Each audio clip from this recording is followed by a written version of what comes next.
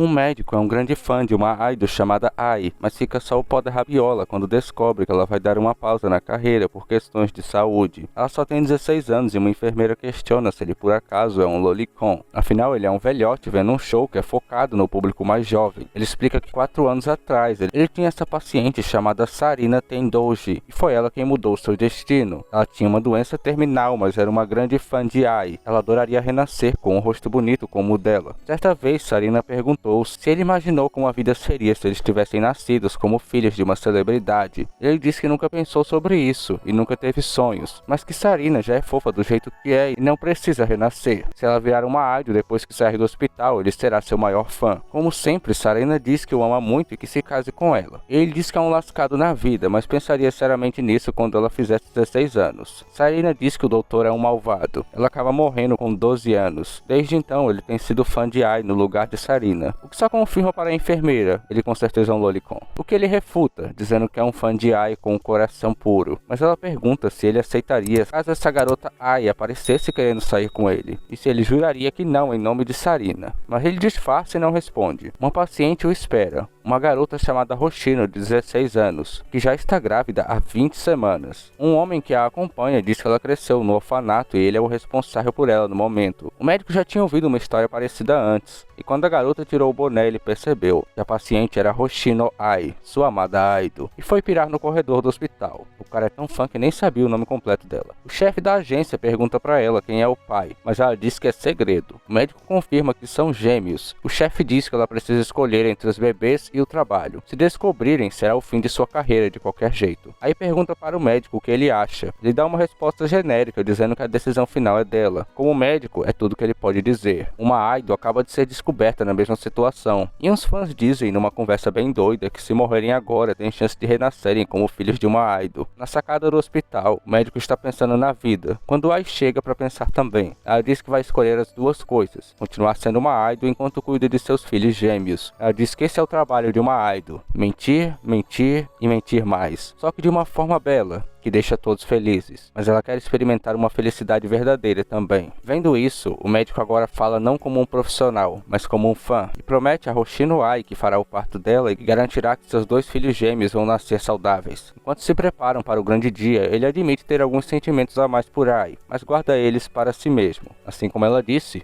mentir também é amor. O grande dia chega e ele resolve dar uma passada em sua casa antes, quando um cara suspeito de casaco e capuz o aborda na rua e pergunta se ele é o médico de Hoshino Ai. O médico questiona como ele sabe essas informações confidenciais e quem teria contado sobre isso. O cara sai correndo por dentro do mato e o médico vai atrás. Ele chega em um penhasco sem sinal do encapuzado, mas quando olha para trás já era tarde. Ele veio com tudo e o empurrou. Ele acorda, mas está tudo escuro e pensa que está bem, mas na verdade ele estava à beira da morte. Em seus últimos momentos, ele pensa na promessa que fez para Ai, nas palavras de Sarina sobre renascer como filho de uma idol, e que ele nunca havia pensado seriamente sobre isso, e morre ali. Ao mesmo tempo, Ai teve seus bebês gêmeos em segurança. Ele diz que pensou que quando as pessoas morriam, iam para o inferno, mas diz que acordou no céu. Ele havia reencarnado como Aquamarine Hoshino, filho de Ai, e ganhou uma irmãzinha, Ruby Hoshino, a outra gêmea de Ai. Ela tem uma péssima memória e está sempre trocando o nome dos gêmeos. O presidente da sua companhia, Ichigo Saito, manda sua esposa, Miyako Saito, cuidar dos gêmeos enquanto ela está no show. Enquanto Miyako dorme, Aqua revela ser um bebê super inteligente que tem todas as memórias da sua vida passada, sabe falar fora de hora e consegue ligar a TV para assistir a sua mãe. No estúdio, ninguém acredita em Ai, mas quando ela começa a cantar, surpreende a todos. Aqua diz que é até grato ao cara que o assassinou, pois agora ele pode estar sempre próximo de Ai. Enquanto ele está assistindo o show também, Aqua diz que só queria ter ajudado ela a ter filhos mais normais, enquanto sua irmã Ruby se levanta, revelando também ser uma pessoa que reencarnou. Além de ter todas as lembranças da vida passada e falar naturalmente já nessa idade, ela também sempre foi uma grande fã de Ai. O cara do capuzão suspeito, enquanto assiste, diz que Ai é uma mentirosa que o enganou. Ruby diz que era uma garota em sua vida passada também. Miyako, a esposa do presidente, só se casou com ele por fama, dinheiro e arrumar uns garotos outros jovens e bonitões. Logo, ela está revoltada por ter que cuidar dos filhos de uma idol solteira. Pensa em revelar ao mundo sobre os filhos de Ai para uma revista, pois ganharia uma grana com isso. Dando um sorriso maligno de anime. Sei bem como é isso, eu faço na vida real também. Aqua tem um grande plano de fingir ser uma entidade divina no corpo do bebê, revelando para a mulher que sabe falar. Mas a sua atuação não é muito boa, comparado com sua irmã Ruby, que é incrível. A mulher fica achando que é uma pegadinha de câmera escondida do Silvio Santos versão animes. Mas Ruby salva o dia, revelando ser o deus Amaterasu, e dizendo à mulher que ela foi escolhida para cuidar desses gêmeos abençoados com um grande destino. Se ela recusar, o julgamento divino cairá sobre ela. Mas se aceitar, terá riqueza e jovens bonitões no final da sua jornada Pokémon.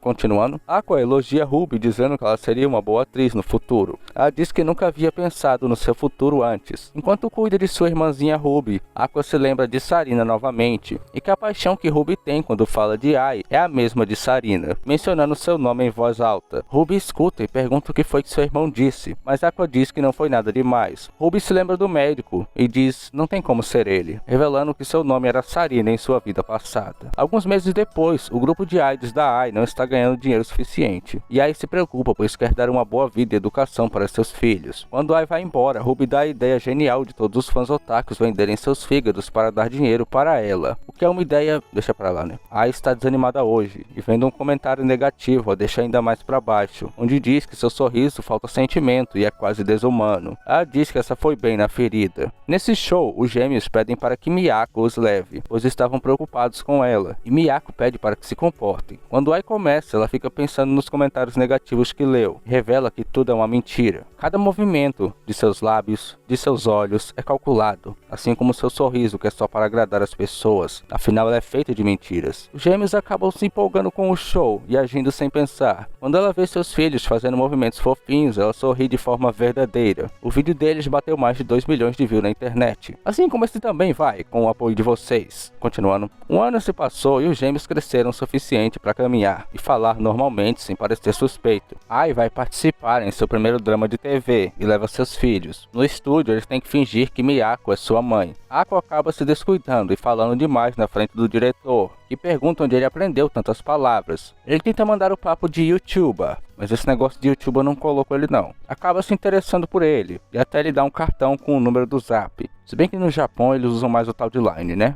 O diretor subestima Ai, mas se surpreende, pois ela chama muita atenção nas cenas. Porém, quando o episódio vai passar na TV, mano, a que ponto chegamos? Assistindo um anime dentro de um anime. Continuando, eles percebem que Ai só teve uma cena, e o resto cortaram tudo. Aqua liga para o diretor escondido. Ele explica que tiveram ordens dos superiores para cortar Ai o máximo possível na edição, já que ela era mais fofa e chamava mais atenção que a protagonista. Diz que é a realidade. A indústria do entretenimento é lugar de negócios e não de arte. Mas Aqua não aceita isso, e para compensar, o diretor fez uma proposta. Um filme onde ela seria a protagonista, mas em troca, Aqua tem que fazer parte do filme também. No local de gravação, Aqua diz que sua irmã seria melhor para atuar, mas o diretor só quer ele. Esse diretor deve ser Shotakon. Continuando, Aqua se encontra com Kana Arima, uma das melhores entre as atrizes mirim. Ela fala mal da atuação da mãe deles, o que os deixa com vontade de fazer os negócios violentos sem piedade. Na hora da atuação, eles têm que fazer o papel de crianças assustadoras, e Kana dá o seu melhor na atuação. Mas quando chega a hora de Aqua, ele percebe que seria inútil ele atuar igual ela, pois é um amador. E com sua inteligência percebe o que tanto o diretor via nele, e fala normalmente sem atuar. O diretor havia percebido que ele era um prodígio em filmes de terror, pois dá muito medo falando naturalmente. Completamente humilhada, Kana implora para regravarem a cena, pois mesmo dando o seu melhor, ela falhou e perdeu para alguém que não sabe nem atuar, mas ele recusa. O diretor diz que Aqua foi exatamente como ele esperava hoje. Ele não estava querendo dar lição de moral na garota, mas lições como essa ajudam uma pessoa a crescer. Assim, Aqua havia entrado para a indústria mesmo sem querer ser ator. Se passaram 3 anos, Ai havia arrasado naquele filme, e a vida deles melhorou bastante desde então, mas Aqua disse que o seu corpo ainda não havia sido encontrado, revelando que seu nome na sua vida passada como doutor era Goro Amemiya. É o primeiro dia deles na escola, e ele finalmente pergunta o que Ruby fazia na sua vida passada e quantos anos ela tinha. Ruby fica preocupada em possivelmente ser mais nova do que Aqua, e ele tira a onda dela por causa disso, então resolve mentir dizendo que era uma mulher adulta, e ignora o resto da conversa. Aqua se sente deprimida ao pensar em sua vida passada, e é uma vida que está tendo agora. Na hora da aula de dança, Ruby sai correndo dizendo que não fará isso. Ela lembra de sua vida como Sarina, onde só de tentar andar, ela caía. Imagina dançar. Ela tenta aprender em segredo, mas Ai chega para ajudar ela e percebe que Ruby se move como se estivesse pronta para cair a qualquer momento. Ela se lembra que era exatamente assim na sua vida passada, mas Ai manda a Ruby ter confiança e firmeza e confiar nela, pois ela estará lá para quando ela cair. Ruby se lembra que quando era Sarina acabou morrendo sem poder realizar seu sonho, sem ter um corpo que a obedecia e sem poder dançar como a sua mãe. Mas agora ela pode também, e começa a perder o medo de cair. Aqua a observa vendo que Ruby era boa em atuar, dançava bem e nasceu com a beleza de sua mãe. E tem um pensamento assustador. Esperamos que não seja em sexto lugar. Ai nos conta que entrou em contato com seu ex novamente, não para voltar com ele, mas para que visse seus filhos. Tomou essa decisão depois de ouvir uma conversa dos gêmeos, onde Aqua se perguntava quem será o pai deles. E Ruby dizendo que foi uma concepção virgem e nunca teve um cara para começo de conversa. Ai dá seu novo endereço para ele. O chefe Saito tá nadando na grana, graças aos sucessos de Ai. E logo terá um show incrível em um domo, uma oportunidade muito rara. Ai diz que quando vê todos felizes, ela finge que está feliz também. E Sato diz para não entrar em contato com o pai deles no momento. Ela diz é claro que não, mas nos conta novamente que é uma mentirosa, que sem pensar diz aquilo que mais se encaixa na situação. Sempre teve dificuldades para amar. Ela nem consegue distinguir seus sentimentos reais das mentiras. E vemos o passado de como ela se tornou idol. Saito a procurou para formar um grupo de idol, e ele não desiste, mesmo ela dizendo que cresceu no orfanato, pois sua mãe havia sido presa por roubo, e mesmo depois de liberada nunca voltou para buscar ela. Diz que não tem lembranças de ter amado alguém ou ser amada, e achava que idol era só sorrir e fazer todos sorrirem, o oposto dela, uma mentirosa que odeia as pessoas. Mas Sato diz, e daí se ela mentir? Mentiras bonitas é o que os fãs querem. Diz, manda ver e minta à vontade. Ela tira o boné e pergunta se tudo bem ela dizer eu te amo, mesmo que seja uma mentira. Sato diz que não tem problema, pois sabe que ela quer amar as pessoas de verdade, só não sabe como. E à medida que ela dissesse eu amo todos vocês, a mentira vai se tornar uma verdade. E por isso ela acaba se tornando uma idol. Ela queria dizer eu te amo a todos os fãs de forma verdadeira, mas não conseguiu. Ela se tornou mãe achando que amaria os filhos, mas não disse que os ama uma única vez até agora, pois a ideia de mentir sobre isso para eles a assusta. Por isso ela vai mentir hoje também, acreditando que as mentiras se tornarão verdades, mesmo que um dia ela pague por tudo isso. Alguém toca a campainha. Um cara suspeito, encapuzado, estava na porta com um buquê de flores brancas, dando os parabéns pelo seu concerto no Dome, e pergunta como os gêmeos estão. Naquele momento, Ai se lembra de todos os momentos felizes que passou ao lado de seus filhos, enquanto era esfaqueada na barriga, e seu sangue pintava as rosas brancas de vermelho. Aqua se depara com a cena, sem poder fazer nada, enquanto o cara a chama de traidora por ser uma idol e ter tido filhos, e a chama de mentirosa e que nunca amou seus fãs de verdade. Ela admite tudo, não sabe se foi capaz de amá-los, mas cada música que cantou foi pensando que isso se tornaria verdade. Estende a mão para ele, dizendo que lembra dele, chama de Ryosuke, o garoto que costumava vir aos eventos de aperto de mão, e até se lembra do presente que ele deu para ela. Ele jamais esperava por essa resposta e sai correndo em desespero pelo que fez. Ela cai sobre a porta. Água percebe que sua artéria havia sido perfurada, e Ai o abraça, pedindo desculpas, pois esse será o fim para ela. Ruby estava do outro lado da porta, somente vendo uma mancha de sangue. Ai diz para Ruby que a dança dela foi maravilhosa no evento da escola, e um dia ela poderia se tornar uma idol também, e Aqua seria um ótimo ator. Se pergunta que tipo de adultos eles serão no futuro. Ela queria ver eles usando mochilas escolares, queria ver eles no Dia dos Pais. Ela quer estar lá para ver eles crescerem, e não tem como, mano. Eu realmente chorei de novo escrevendo o roteiro. Ela diz que não foi a melhor mãe do mundo, mas está feliz por ter dado a luz a eles. Em seu último suspiro, ela diz: Aqua, Ruby, eu amo vocês. Isso com certeza não era mentira. Diante dos olhos de Aqua, a luz dos olhos de Ai se apagam, deixando somente dor e sofrimento. No dia seguinte, a notícia é dada, e o suspeito havia tirado a própria vida, mas investigam a possibilidade dele ter tido um cúmplice. Ruby se revolta com os comentários na internet daqueles que se acham donos das pessoas famosas e suas vidas pessoais. Miyako pergunta se eles não gostariam de se tornar seus filhos de verdade. Ela nunca poderá substituir a mãe deles, mas os considera como seus próprios filhos. O chefe ficou arrasado depois disso. Ruby ainda quer se tornar uma idol apesar de tudo. Miyako percebe que sua irmã, sendo pura de coração, ela irá se recuperar. Quanto a ele, pensa que se Ai não está mais nesse mundo, nem vale a pena Nesse momento, ele percebe que o homem que o matou e o que matou Ai são a mesma pessoa. Novamente pensa como ele havia descoberto o hospital que ela estava internada, como ele sabia o endereço da nova casa dela que ela tinha acabado de se mudar. E Aqua começa a ligar os pontos. Alguém estava dando informações para ele. Alguém muito próximo de Ai. Depois de descartar as possibilidades, ele percebe que só pode ter sido o pai deles. E que ele deve ser alguém da indústria do entretenimento. Com um fio de cabelo e um exame de DNA,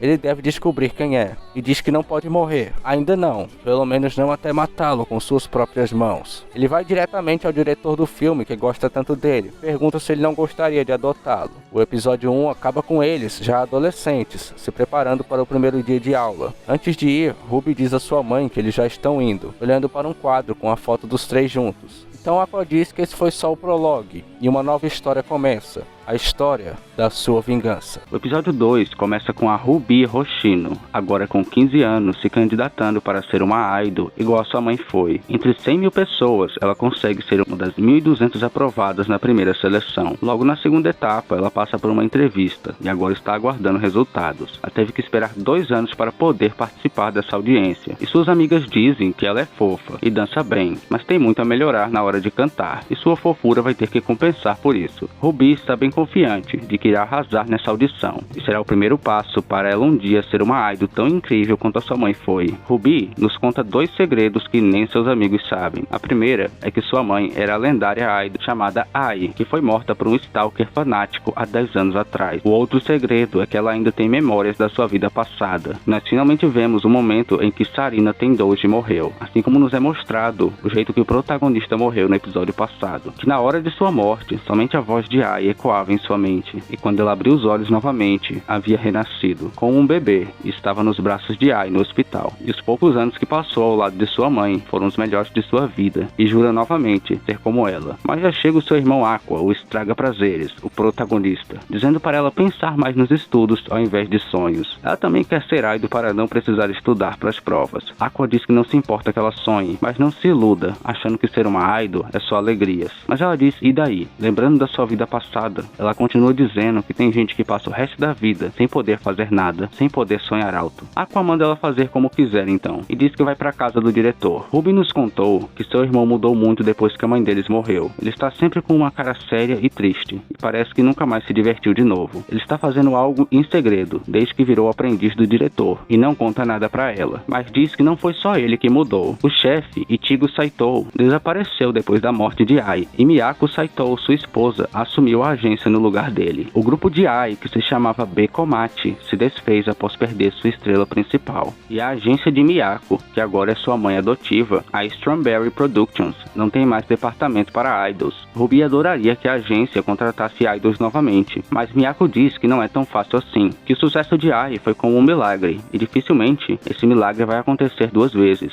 Ela ia dizer uma coisa a mais, porém muda de assunto, deixando Ruby em dúvida. Nesse momento, Ruby recebe a ligação da audição que estava esperando o dia todo, a deixando nervosa, mas muito feliz e esperançosa. Mas logo sua esperança vai por água abaixo. Ruby acaba chorando e diz que não foi aprovada. Miyako a abraça e diz que essa é a realidade da vida. Na indústria, tem muita sujeira por trás dos panos, e muitas vezes não escolhem as pessoas pelas habilidades, e que nem todos vão ter a sorte que Ai teve. É revelado que seu irmão, Aquamarine Hoshino, estava do outro lado da linha. Ele agradece o diretor, pois ele o ajudou a fazer uma ligação falsa para enganar sua irmã e fazê-la desistir. O diretor diz que ele é um ótimo ator, já que conseguiu enganar ela, mas o que fará quando eles ligarem de verdade? Ele, obviamente, é o Protagas, ou seja, extremamente inteligente. Já estava 2 passos à frente, pois quando pegou o celular de sua irmã, já havia mandado uma mensagem para a agência no nome dela, dizendo que estava desistindo e ainda bloqueou o número da agência nas configurações. O diretor está confuso, porque Aqua quer acabar com o sonho da própria irmã. Ele diz que é óbvio, não permitirá que ela se torne uma idol, nem que tenha o mesmo destino de Ai, a sua mãe, e pensa, é melhor assim, eu vou cuidar disso sozinho. Mas as rodas do destino não podem ser paradas,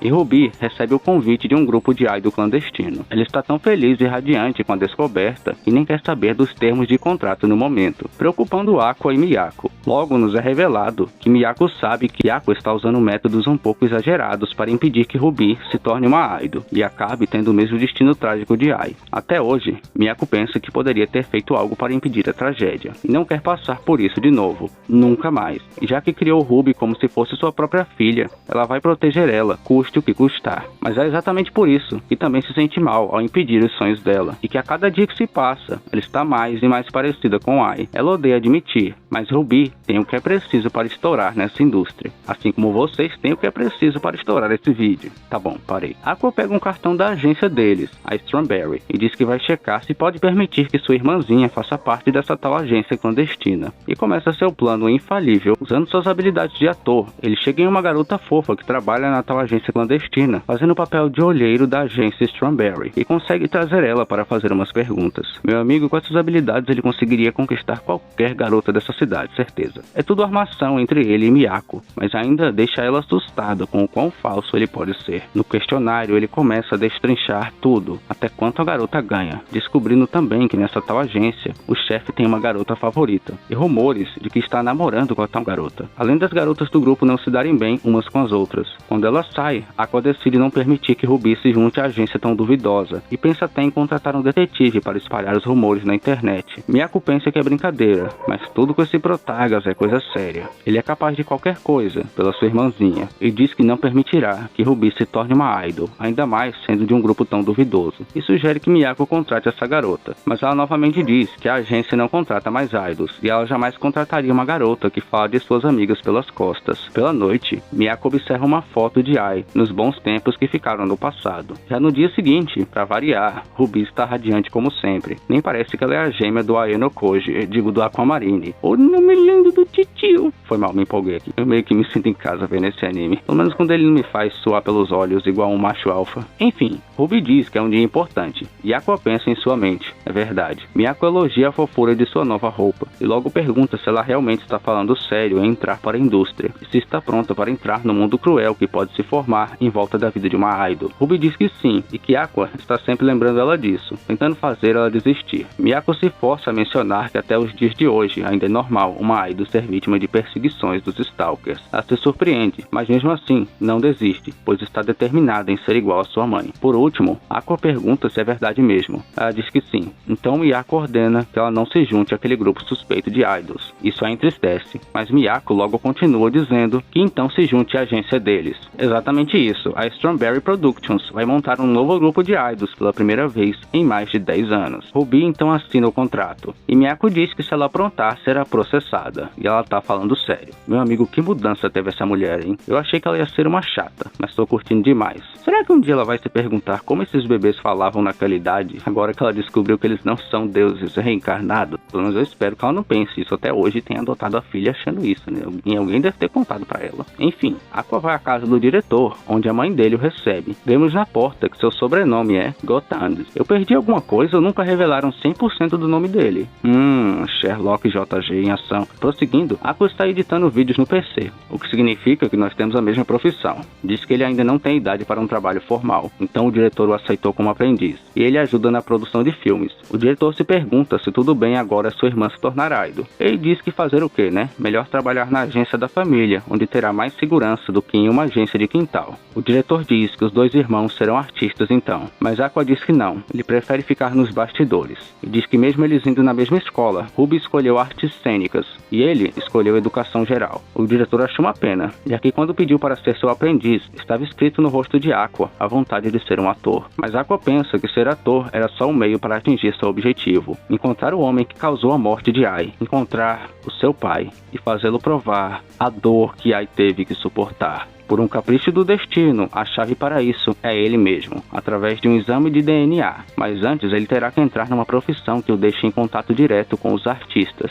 Ser ator seria o caminho mais rápido, mas ele não se importa de ficar só nos bastidores observando. Ele diz ao diretor que nos pequenos papéis que tentou, percebeu que não tinha talento para atuar. Ele era só mais um, e jamais atrairia a atenção do público. Ele não tem o talento especial que Ai tinha, e não adianta sonhar com algo que jamais alcançaremos. O diretor diz que dará um conselho incrível a ele, um conselho de um velhote que nunca parou de sonhar, mesmo depois de 20 anos, e começa o discurso de anime inspiracional, e logo é interrompido pela sua mãe, invadindo o quarto avisando que o jantar está está pronto. É interrompido 2 vezes seguidas. Aqua pergunta se ele não tem vergonha de morar com a mãe, sendo um velhote de 40 anos. Ele diz porque sairia de uma casona espaçosa no centro da cidade. Pura verdade, meu campeão. E você que está assistindo até aqui também é o meu campeão. Ou campeã. Enfim, desculpa a interrupção. E o Protagas pensa, não quero receber conselho de um velhote morando num quarto de criança. E diz que teve uma época que pensava ter habilidades comparadas com a de Ai. E o diretor diz, ai isso, ai aquilo, tá parecendo um papagaio. Que sim, ela era incrível, e talvez única e especial. E por isso Aqua nunca vai ser a Ai, e ela nunca poderá ser ele. E diz que Ai não tinha o conhecimento em produção e edição que ele tem, nem a sua inteligência, tipo o tio JG. E mano, modéstia à parte, o Aquamarine é basicamente o tio JG na vida real. Só queria ter um nome maneiro desse. Um pouco feminino, mas bem diferenciado. Foi mal, o narrador aqui vai parar de interromper a história. O diretor põe a mão em sua cabeça e pede que ele não fuja, porque teve 1 ou 2 contratempos na vida. E pergunta, afinal, você quer ser um ator, não quer? E Aqua lembra das últimas palavras de Ai para ele, perguntando se ele será um ator. Aqua ia dizer alguma coisa, mas a mãe do diretor interrompe de novo. Amei a família dele. No dia seguinte, Aqua e Ruby vão ao colégio Yotou, um dos poucos no Japão que possui artes cênicas, ou seja, a escola de rico. Na hora de se apresentar, Ruby se dá bem, e Aqua também, mas a galera fica Aquamarine, Sugoi, Namaene. Que nome Sugoi, que nome incrível, realmente é. Aqua tem 70 de pontuação, onde o nível normal da escola é 40, ou seja, essa escola é porcaria pro caminhãozinho dele. Quando os gêmeos se encontram, Ruby fala novamente o nome de Aqua em voz alta, e uma garota que passava escutou, e ficou louca vindo pra cima dele, pensando se ele é realmente o Aqua Hoshino. Ele não a reconhece, mas Ruby se lembra dela. Ela é a Kana Arima, a garota que foi humilhada por ele 10 anos atrás, quando atuaram juntos. E ela está estranhamente gentil com ele, dizendo ainda bem que ele não desistiu, e que eles finalmente se encontraram novamente. Eu achei que ela tinha ficado com raiva, mas parece que ela cresceu ficando meio chonada por ele. Não a culpa, até eu ficaria, ele parece um galã de novela. E tem nome de galã de novela, só que de novela japonesa, só se for. Ela fica toda feliz achando que ele vai fazer artes cênicas com ela, mas ele diz, não, eu me inscrevi para educação geral, assustando a garota. E o episódio 3 começa com uma surpresa. O Aquamarine quer tirar o meu trabalho. Ele diz recap do último episódio, mas com toda humildade, ele resumiu bem mal. Pulou o episódio 2 inteiro e só foi pro final. E diz, entramos na escola e nos reunimos com essa genial atriz mirim. Enfim, agora é pra valer. Aqua explica para Kana que só se juntou a essa escola, em educação geral, como desculpa, pois Ruby entrou para artes cênicas e ele está preocupado com ela. Ruby explica que seu irmão tem um complexo de irmãzinha. Kana achou isso nojento, ainda mais eles falando com tanta naturalidade. Ruby cochicha para Aqua que nunca gostou dessa garota, e Aqua cochicha que não tem jeito, pois ela será sua senpai agora. E cochichar pra quê se ela já tá ouvindo tudo? Ruby diz que já que não tem jeito, ela será amiga da Loli senpai. Não pergunte pra mim de onde ela tirou esse nome. Isso deixa a Kana furiosa. Como sempre, o Aqua não tá nem aí e diz que vai pra casa do diretor. Kana vai seguindo o Aqua no caminho igual uma stalker, e perguntando pra onde ele vai, quem é o diretor e até aonde o Aqua mora no momento. Quando o Aqua finalmente dá alguma atenção pra ela, Kana pergunta se ele ainda é um ator. Aqua diz que não é mais, e a deixa triste. Então ele vai embora de boas, mas ela quer conversar mais com ele, e até o convida para eles irem a um karaokê, mas ele recusa. Se ainda não ficou claro que ela tá apaixonada por ele, eu acho que fica claro quando a Kana o convida para eles irem juntos até sua casa. Aqua só achou que ela tem uma maneira bem extrema de se aproximar das pessoas, mas Kana diz que não tem escolha, ela ainda é uma celebridade afinal de contas. Por isso não dá pra ela simplesmente bater um papo com ele na lanchonete cheia de gente, somente em lugares mais privados, que estão fechados a essa hora. Então Aqua tem a ideia genial de levar ela junto para a casa do diretor Gotanda. Pelo menos ele deu alguma bola pra ela, né, Aquamarine? Não deixou a garota fofa de cabelos púrpuras falando sozinha, né? Afinal, ela tá tão na sua. Oi, Cris. Cara, ela tá tão na sua. O diretor fica surpreso, pois ela cresceu bastante e fazia tempo que ele não ouvia falar dela. Ela diz que ainda atua, mesmo que não no mesmo ritmo de quando ela era criança. Ela quer saber por que o Aqua se encontra tanto com o diretor, já que ele não atua mais. Aqua diz que agora é seu assistente e quer trabalhar somente nos bastidores. Mesmo assim, ela fica muito feliz, só de saber que ele não deixou a indústria. Isso causa um pequeno sorriso por parte do Aqua. Não acredito, mano, o cara ainda tem sentimentos. E do jeito que ele é inteligente, não é possível que ele não percebeu que a garota tem uma quedinha por ele. Naquela noite, Kana jantou com Aqua e a família do diretor. O nome do diretor é aparentemente Taishi Gotanda. Então eu que sou burro mesmo, acabou o mistério. Ele não é o culpado. Ou será que não? Ou será que não? Kana conta que está morando sozinha em um dormitório, pois seus pais se retiraram para o campo. Por isso ela sempre pede comida pelo Uber. Então está se divertindo muito comendo em família. Kana também é rica para o caramba.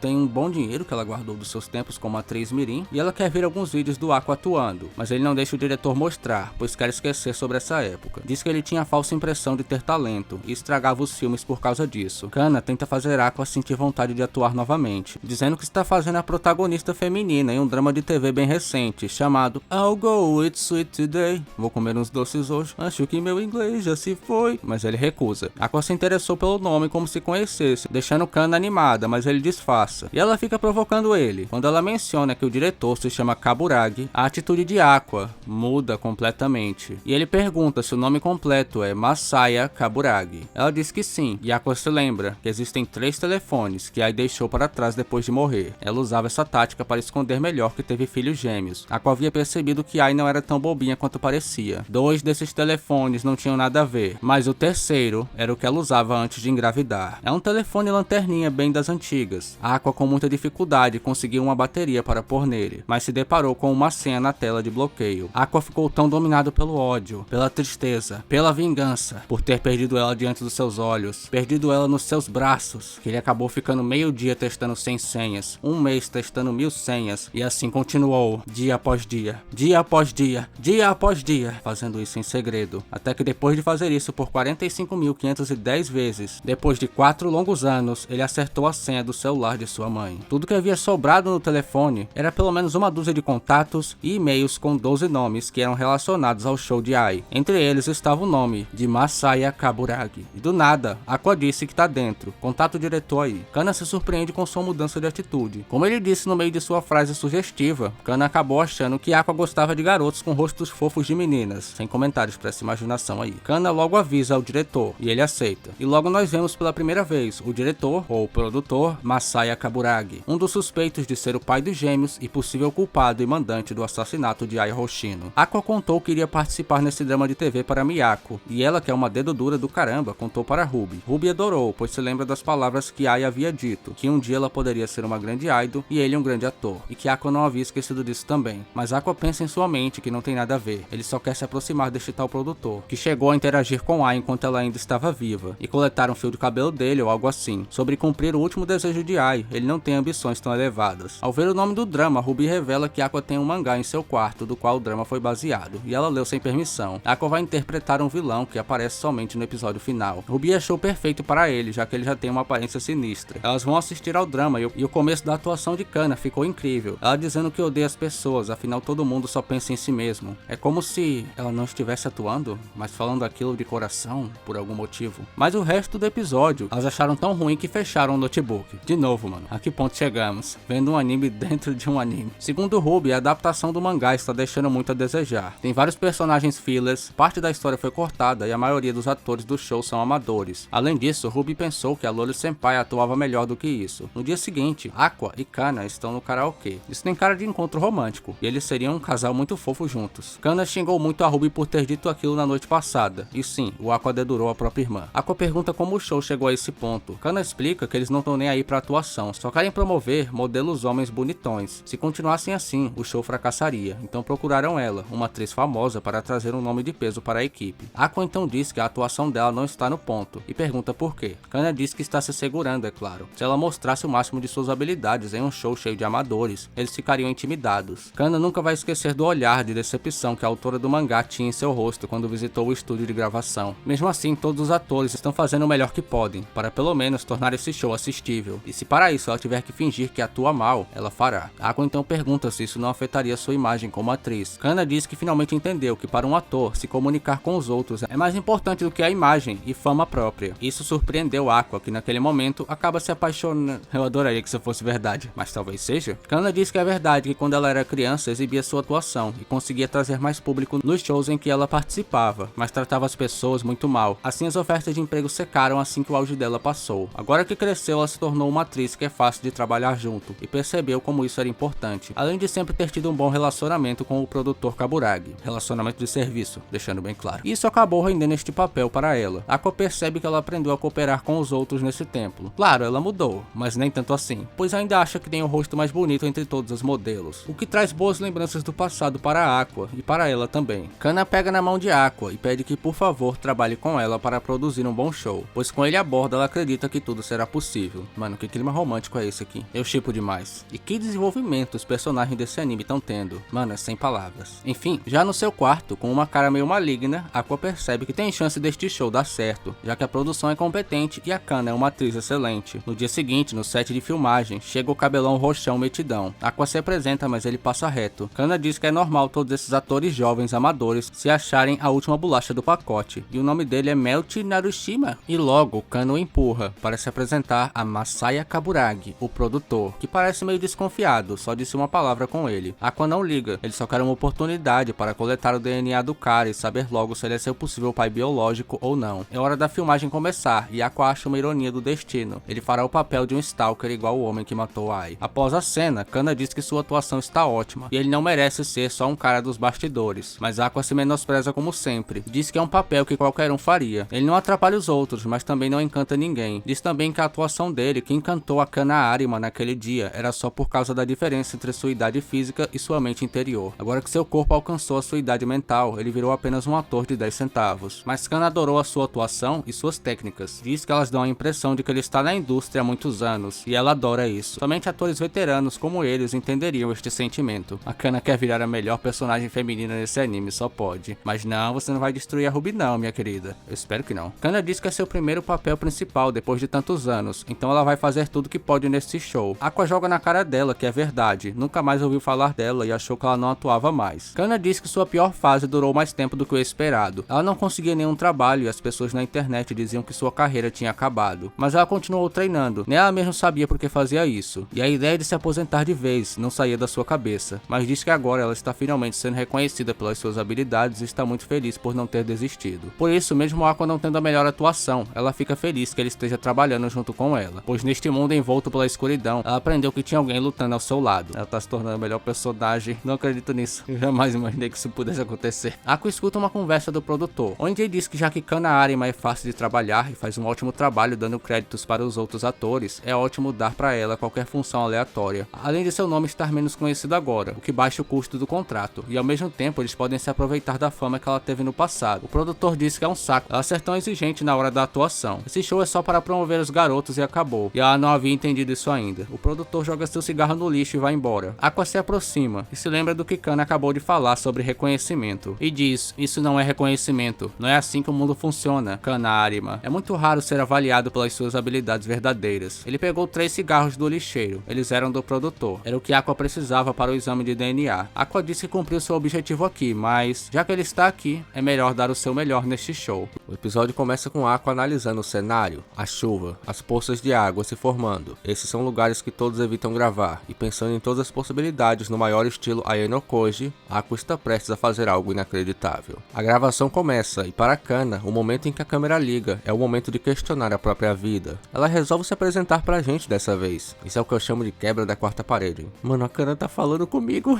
O que eu tô fazendo da minha vida? Se apresenta como Kana Arima. Vemos ela na escola quando ela era chamada de gênia, chamando assim a atenção de todo mundo. Mas logo toda essa atenção se foi, sua popularidade se foi, e nem ela mesma tem certeza do porquê. Hoje em dia, 10 anos depois, ela é conhecida na internet como uma ex-atriz mirim. Fizeram até essas thumbs de vídeo maldosa sobre ela, de before e after, antes e depois. Eu jamais faria isso com a nossa Kana. Já na fase do seu ensino médio, ela estava para perder as esperanças, mas acabou conseguindo esse papel principal muito desejado. Por isso, ela fará de tudo para que esse show dê certo, mesmo que tenha que se agarrar às palhas. Ela acabou de chamar o Aqua de palha, que deselegante. No fundo, ela sabe que esse show é ruim, os atores são ruins e a nota dos 4 primeiros episódios está horrível. Mas ainda não é o fim, ainda dá tempo, pois essa é a cena mais emocionante do mangá, que acontece nesse último episódio. Um confronto entre o herói e o stalker. A garota que não conhecia o amor derrama lágrimas ao ser protegida pela primeira vez. Ela já leu diversas vezes e chorou vendo essa cena. Agora tudo que ela tem que fazer é sincronizar bem com seu colega de cena, fazer ele brilhar e entregar uma performance suprema nas lágrimas. É o que ela começa a tentar fazer, mas logo suas esperanças vão por água abaixo, pois o cabelinho roxinho é muito ruim de verdade em sua atuação. Até pra ela, é impossível fazê-lo brilhar, e ela se revolta com o diretor-chefe estar de boas com isso, pois essa cena deveria ser tensa, assustadora e arrepiante, percebendo que eles realmente não estão nem aí pra atuação deles. Nesse momento, Aqua rouba a cena pisando nas poças de água. Eles pensam em parar a cena por causa do barulho de seus passos sobre a água estarem sendo captados pelo microfone, mas o diretor-chefe manda continuar, pois achou isso estiloso e deu uma vibe diferente pra cena. Quando Aqua começa a atuar, Kana percebe que está no nível muito superior ao de antes e que ele nem estava tentando da última vez. Aqua continua dizendo a si mesmo que não tem o mesmo talento de Ai, não tem uma aura como a dela que prendia a atenção das pessoas, pessoas e que ele não é o melhor na atuação. Por isso ele vai usar tudo ao redor que estiver à sua disposição. Os adereços, as câmeras, a iluminação, os atores. Mesmo que seja necessário usar tudo isso,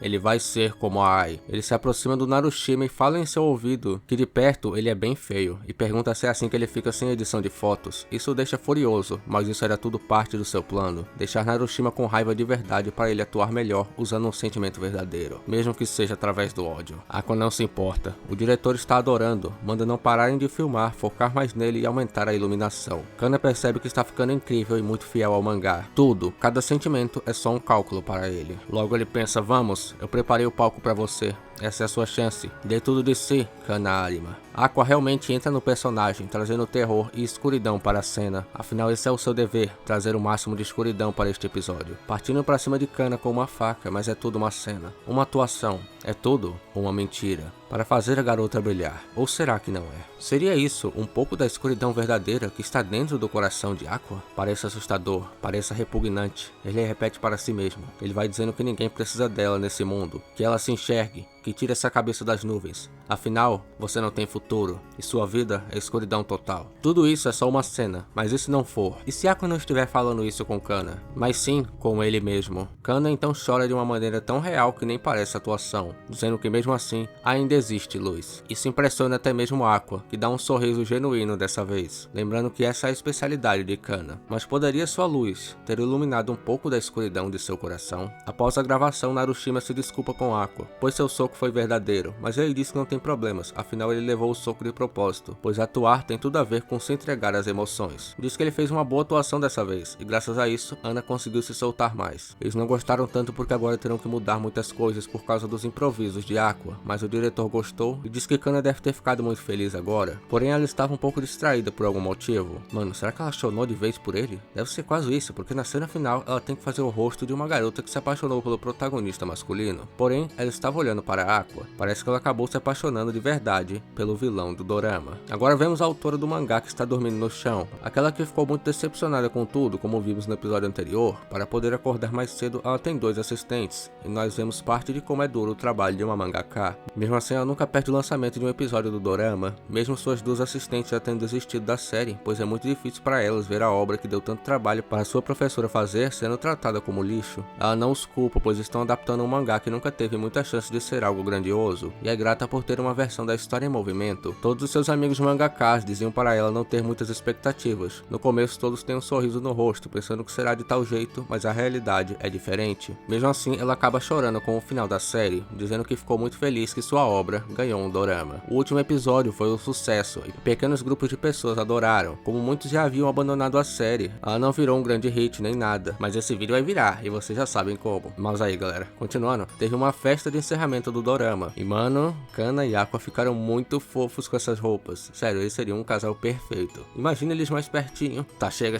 senão eu não paro mais. Eles percebem que o emprego de muita gente depende da atuação deles, e por isso eles também não devem se meter em nenhum escândalo. E do nada, Kana aproveita para perguntar se Aqua tem namorada de uma maneira bem sutil. Ele responde que não, então nada de sujeira ou escândalos pra cima dele. Ela ficou vermelha igual uma maçã, só fazendo Eu tava adorando o rumo dessa conversa. Até que a mangaka chega para conversar com Kana. Ela diz que na sua opinião foi a espetacular atuação de Arima que segurou o show, e é muito grata a ela. O que faz Kana se emocionar? Ela só gostaria que tudo tivesse sido igual aquele último episódio desde o começo. O diretor Kaburagi chega para cumprimentar Aqua, e ele revela pra gente que mandou os cigarros para um exame de DNA, o que acabou dando negativo, fazendo ele sentir um certo alívio. O diretor sabe que Aqua está com a Strawberry Productions, e diz que ele tem um rosto bem parecido com o de Ai, afinal ele havia de perto com frequência. Aqua pergunta que tipo de relação eles tinham. Kaburagi já havia tido várias sessões de fotos com ela para revistas de moda. Ai, que saudades. Enfim, além de mandar vários trabalhos pra ela, ele cuidou dela de várias maneiras. Que frase sugestiva é essa aqui? É bom que ele só tenha cuidado dela profissionalmente mesmo, senão eu entro dentro desse anime aí. Ele também a ajudou a se encontrar com um certo cara sem que a agência soubesse. Aqua pergunta com quem ela se encontrava. Kaburagi pergunta se ele é um fã dela ou algo do tipo. Aqua responde que sim, lembrando que nós vimos no episódio 2 que o segredo dos gêmeos nunca foi revelado ao público. Kaburagi quer algo em troca dessa informação, e já que Aqua tem um lindo rosto parecido com o de Ai, ele pergunta se Aqua se interessa em participar de um reality reality show de namoro. Mano, o Aqua vai pro BBB, por essa eu não esperava. Eu assumo que ele vai aceitar, né? Afinal, o Aqua parece que seria capaz de qualquer coisa por informação do seu pai. Espera, será que é nesse BBB que a tal garota chamada Akane vai aparecer? Mano, eu tô muito paranoico com ela. E surpresa, nós cortamos pra aquela cena final do episódio 1, onde Aqua e Ruby estão se preparando para o primeiro dia de aula. Ela diz: mamãe, nós estamos indo, e após a cerimônia de entrada, eles caminhavam tranquilamente, até que Kana aparece dando as boas-vindas para Aqua, com uma voz bem animada, mas diz: ah, pra você também, Ruby, com uma voz bem cansada. Mano, eu tô adorando que ainda continuam focando na Kana. Espero que ela apareça a temporada toda. Logo ela diz que essa escola é igual uma escola comum, só que cheia de celebridades. De novo se chama Escola de Rico, nada demais. Inclusive ela comenta sobre uma garota que tem Sugoi Dekai enorme, sem comentários sobre isso. Diz que todo mundo nessa escola é basicamente um artista, e Kana novamente lhes dá as boas-vindas ao mundo do show business. Ruby ficou bem nervosa com isso, mas Kana diz pra ela relaxar. Ao entrar na sala de aula, Ruby se depara com garotos e garotas bonitões, mas está decidida em não se intimidar, o que não dá certo, pois uma garota dos cabelos rosas aparece do seu lado, e Ruby não para de olhar para o seu Sugoi Dekai. A garota achou Ruby muito linda e se apresenta como Minami Kotobuki. Ela é uma modelo famosa, que logo Ruby pesquisa no Google e descobre que ela é uma pin girl, nem me pergunte o que é isso. Ela achou meio desumano alguém pesquisar ela no Google bem na sua frente, mas Ruby não tá nem aí e achou suas fotos bem interessantes, dizendo bem alto que ela é tamanho G em alguns locais que não devem ser nomeados. Ruby logo apresenta sua nova amiga para Aqua, e logo pergunta se o Onitia fez algum amigo. Mano, essa foi na ferida. Ele diz que não, pois não veio pra escola fazer amigos. Ruby se sente mal por ele, enquanto Aqua inventa um monte de desculpa, mas Ruby pede que Minami seja amiga de Aqua também. Só tem uma pessoa que Ruby não teve coragem de puxar conversa, a Frio Shiranui, essa garota do cabelo verde escuro que tem um lindo design, e eles repetem o nome dela 3 vezes, eu já entendi, ela é famosa, mano.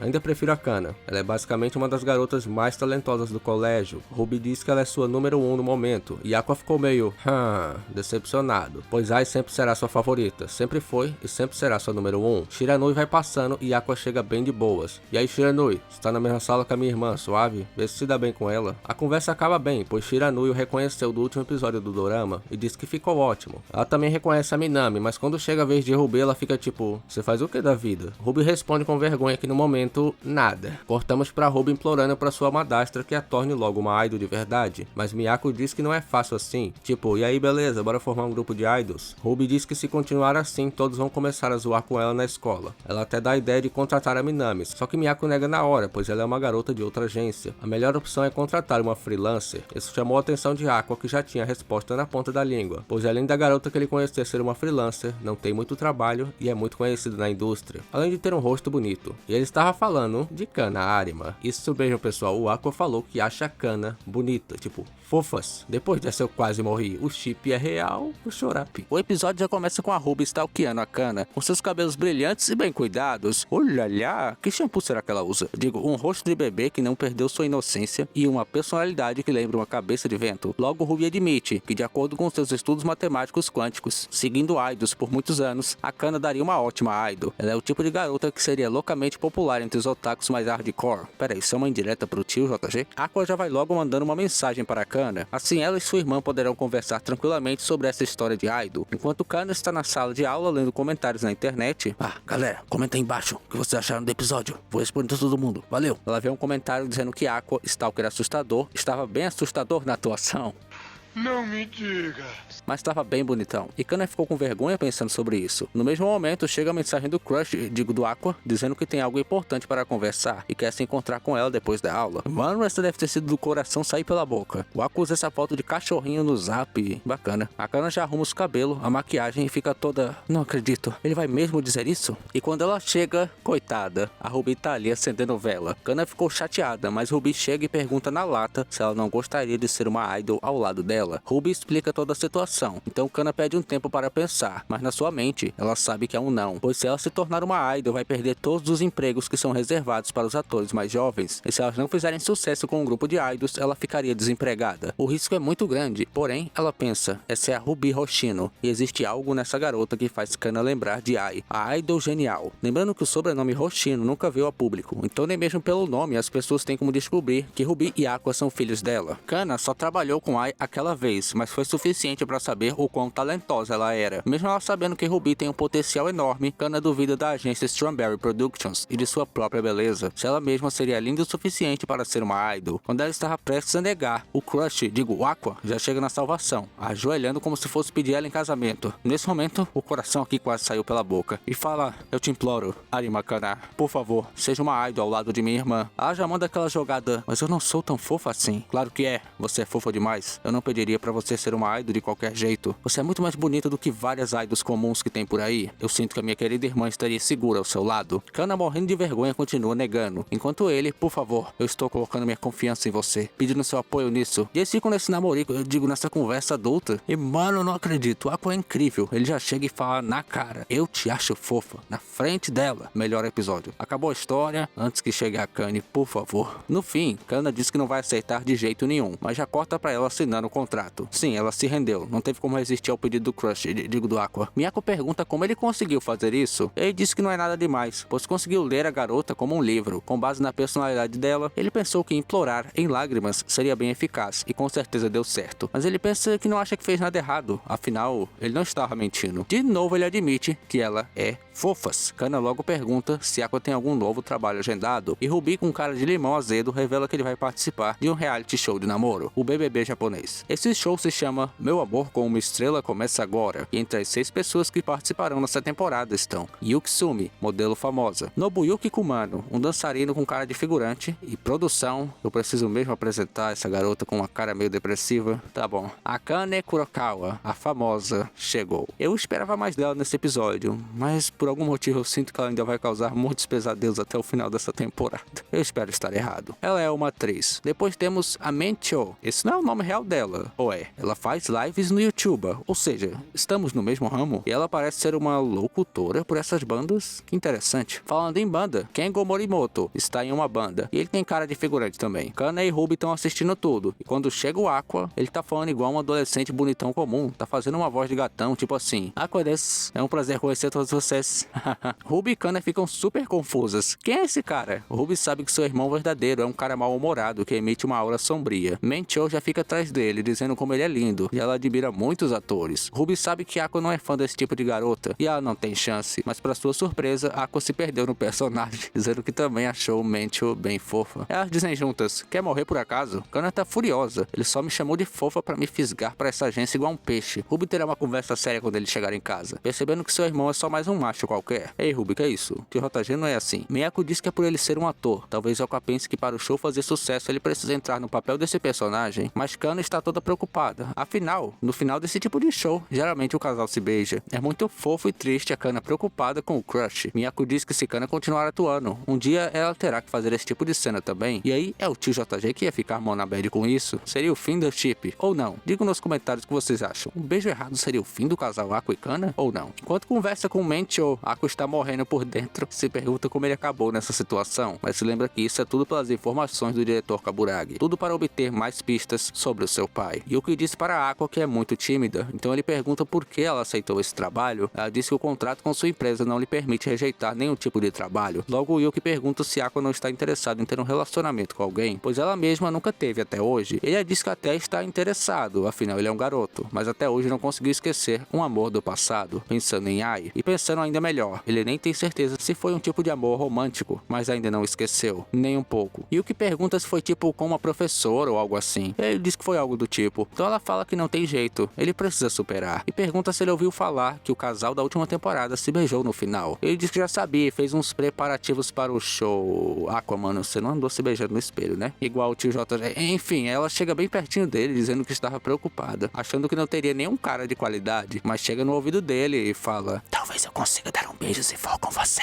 Quando ela sai, Aqua pensa: ela tem uma boa personalidade. Aqua, meu sobrinho, digo meu mano, não seja talarico, hein? A Kana tá te esperando na agência. Ele percebeu também que ela mentiu quando disse que era tímida. Já em casa, Ruby está furiosa com ele. Diz que como ela é sua querida irmã, ela decidirá com qual garota ele deve namorar. E sua recomendação principal, com esse iPad bonitão aí na mão: Ruby, compra um pro tio aqui, é a Yukipon, pois ela parece uma garota de coração puro na visão dela. Aqua já manda na lata: você não sabe julgar bem o caráter das pessoas, então fica longe dos namorados por um bom tempo. Na escola, a Ruby vê que Frio Shiranui está ocupada e a Minami também vai ficar. Só a Ruby mesmo tá desocupada igual a Kana no momento. Como as duas estão sem fazer nada, Miyako já chega com uma câmera para dar a ideia do século. Diz que antigamente as idols novatas distribuíam panfletos nas ruas e faziam mini shows por aí, mas hoje em dia tudo mudou. Quando a Nação do Fogo atacou.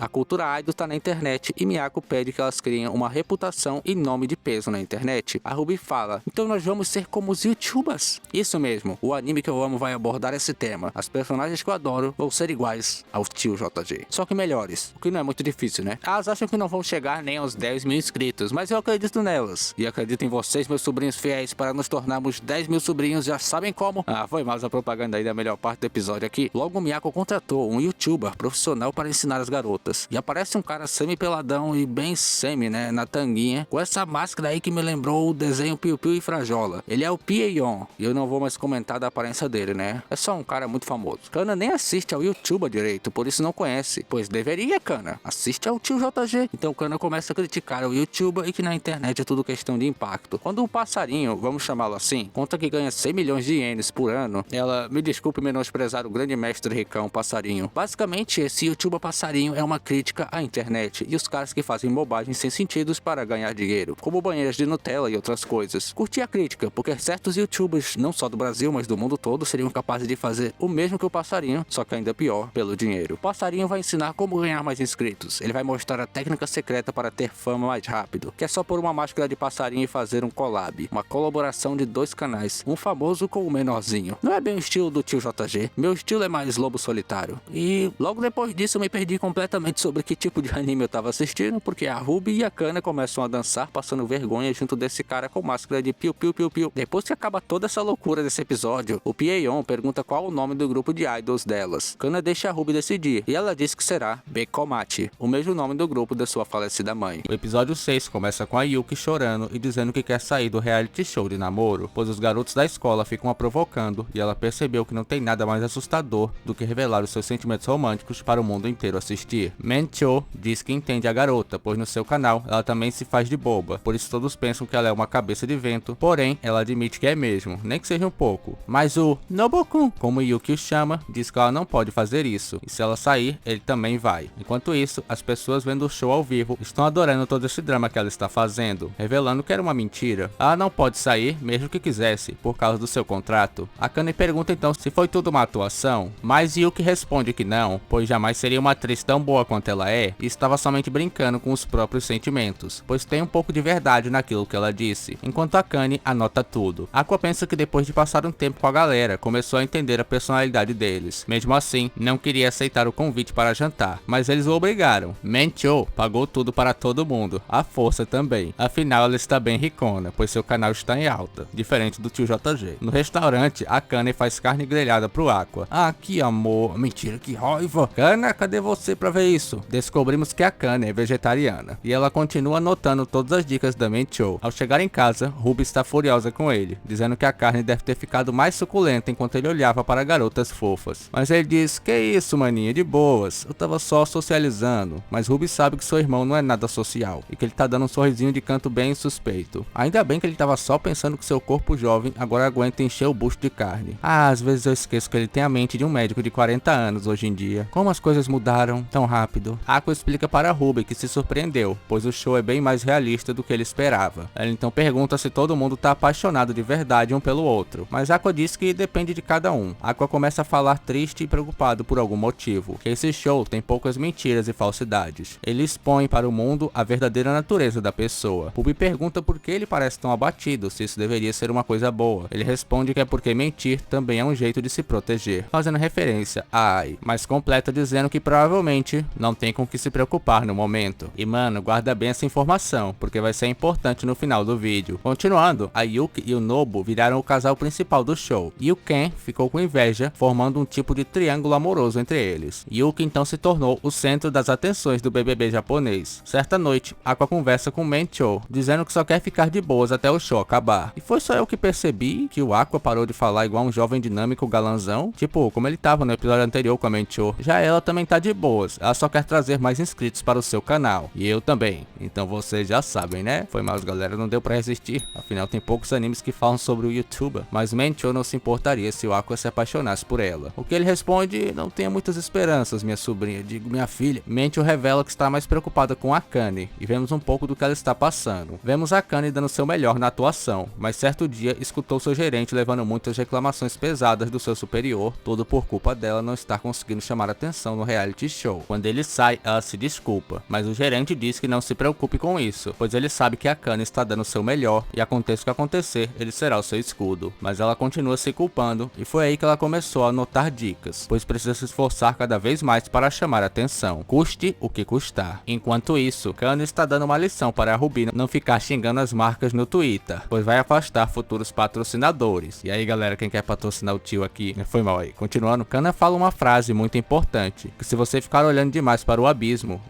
vai te olhar de volta. Enquanto isso, Akane no seu quarto está exatamente nessa situação, dando muita atenção para o abismo, para os comentários de haters da internet. No dia seguinte, Aqua encontra Mencho e Ken fazendo vídeos para o TikTok. A que ponto nós chegamos? Chega dessa piada. Revelando que Mencho era uma TikToker antes de ser uma YouTuber. Eles observam que Akane está tentando tirar o Nobu da Yuri ao vivo, enquanto na internet tem vários comentários cruéis de pessoas dizendo que não lembravam o nome dela e nem que ela estava no show. Essa Akane aí não faz diferença, é como se ela não existisse. Queria que essa Akane existisse e entrasse um novo personagem masculino no lugar dela. Nos primeiros dias do show, um cameraman disse que se ela quiser chamar a atenção, faça o papel de garota má e tente roubar o Nobu da Yuri. Em uma conversa que ela teve com Yuri, Akane disse que só queria se destacar. Porém, Yuri disse que não vai permitir, pois ela também quer atenção para sua marca. E é assim que o trabalho de ambas funciona. Akane se pergunta o que torna a Yuki tão especial e diferente dela. Mesmo assim, ela precisa se destacar a qualquer custo. Em outro momento, Yuki tenta suas chances com Ken, mas Yuri chega na hora e rouba o garoto dela. Akane finalmente perde a paciência com a garota e acaba arranhando seu rosto com uma de suas unhas sem querer. Yuri também tinha uma sessão de fotos marcada para amanhã. Akane fica se sentindo muito culpada enquanto as pessoas na internet já começam a julgá-la, pois tudo isso foi feito ao vivo para o mundo inteiro ver. Mas Yuki a abraça e a perdoa, pede que ela se acalme, pois ela entende que Akane acabou se perdendo ao tentar agir de uma maneira diferente, ao qual não era confortável para ela. Akane pede profundas desculpas, mas Yuki diz que não tem problema. Inclusive, amanhã as fotos poderão facilmente serem editadas no Photoshop. Mas Yuki pergunta sinceramente se Akane a odeia, mas ela responde que não, pois ela é forte e gentil. Ela a admira e gosta muito dela. Yuki diz o mesmo e por isso não está brava. E não teria por que ela mentir, afinal as câmeras foram desligadas.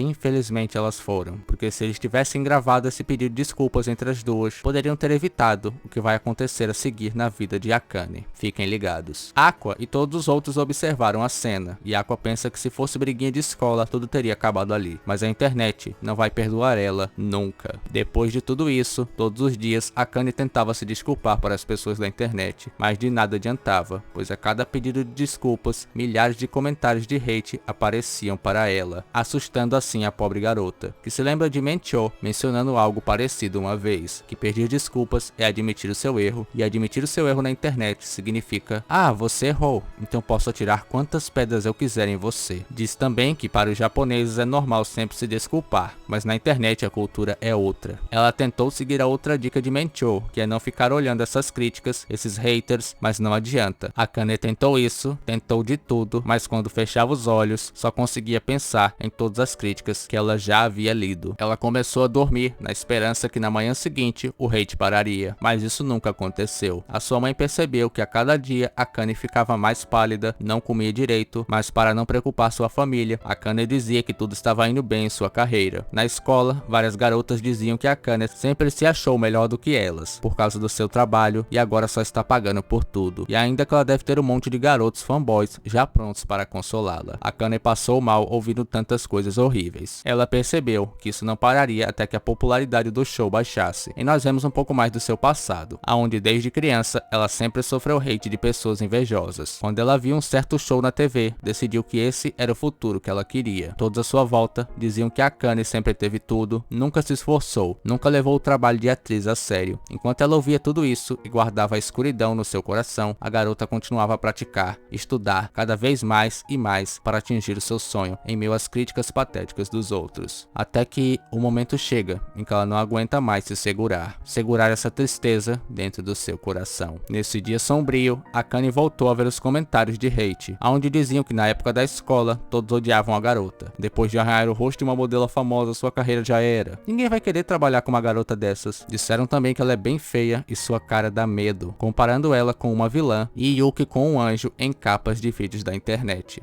Nesse dia, seus últimos pensamentos são: eu não comi nada hoje o dia todo. Ela saiu andando sozinha de noite para comprar alguma coisa. Enquanto ela passava por uma ponte com vários carros passando na estrada abaixo dela, uma forte chuva começou e a garota desabou no chão. Ela não se importava com a chuva. Na verdade, ela não se importa mais com nada. Ela só está cansada de pensar em tudo. Ela não quer mais pensar em nada e sobe no corrimão da ponte. Quando Akane se joga cansada de sua vida escura, Aqua a salva bem na hora, iluminando sua vida com o brilho de seus olhos. Isso mesmo, foi isso que Aqua quis dizer naquele momento em que estava falando com Ruby. E o pior quase aconteceu, mas ele estava sempre de olho em Akane e com sua inteligência ele percebeu a tempo, salvando a sua vida. Akane está com raiva, com medo e confusa, mas Aqua diz: se acalme, eu não sou seu inimigo, se acalma, por favor. Akane fica sem palavras e o episódio acaba por hoje, agora é só semana que vem. E sobrinho, se você curtiu e não viu os episódios anteriores, clica no card que tá aparecendo aí. Conto com teu like e a tua inscrição para apoiar o canal e nos ajudar a bater a meta de 10k de inscritos. Desde já agradeço de coração a Deus e a vocês pelo apoio. Muito obrigado. Meta de 1000 likes para ter a parte 7 o mais rápido possível após o lançamento. Fiquem aí com esse super vídeo que eu preparei especialmente para você, sobrinho. É isso aí, vejo vocês no próximo vídeo. Tio JG ficando por aqui. Bom anime para vocês.